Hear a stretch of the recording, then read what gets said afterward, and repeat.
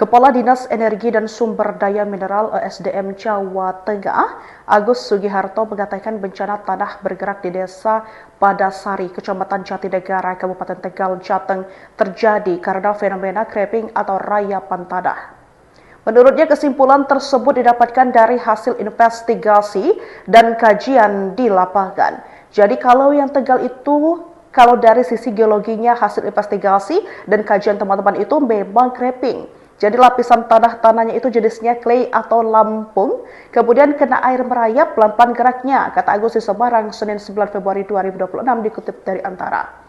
Pemerintah Kabupaten Pemkab Tegal menetapkan status tanggap darurat bencana tanah bergerak. Hal ini menyusul meluasnya dampak kerusakan yang ditimbulkan akibat kejadian ini.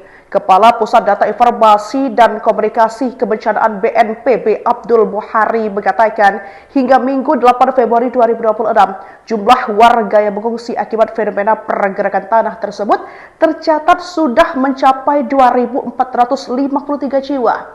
Tak hanya merusak permukiman warga, pergerakan tanah juga berdampak pada sejumlah infrastruktur publik, mulai dari jalan umum, bangunan sekolah, hingga tempat ibadah.